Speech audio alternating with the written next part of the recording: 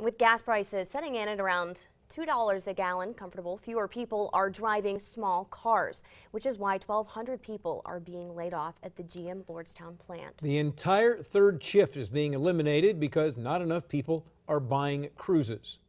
Here are the details. That was announced. The third shift at GM Lordstown will be eliminated January 23rd. It will affect 1,202 hourly employees and 43 salaried. In Lansing, Michigan, the plant there, which makes Cadillacs and Camaros, they'll also eliminate the third shift, but will also be getting a new product.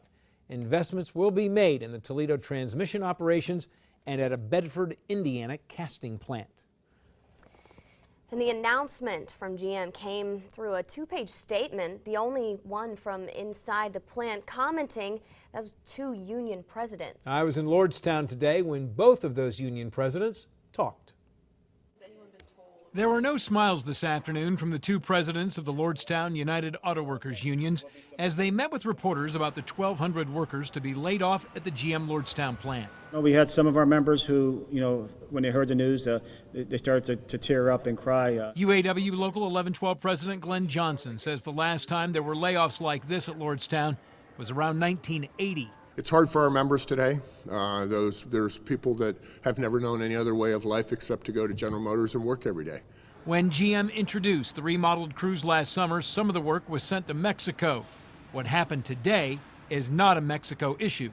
Some of that product was already brought back, and now with this announcement, the rest of that product's coming back to Lordstown too. The problem is more people are buying trucks and crossovers than they are small cars. So right now, small car is not the hot ticket. The layoffs will be by seniority. Temporary workers will go first, then traditional.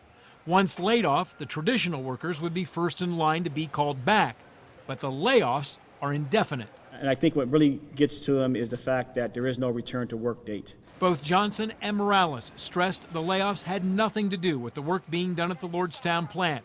And who knows what the future holds. We're going to continue to position ourselves to be ready for whatever changes do come in the market, whether it's in product and or a shift back towards small car. We'll be ready when that time comes. Well, here are some numbers to show you how sales of the Chevy Cruze have fallen. Cruze sales peaked in May of 2013 at 32,871. Last month, they were 17,126. That's a drop of 48%. In comparison, sales last month of the Chevy Silverado pickup were 49,768.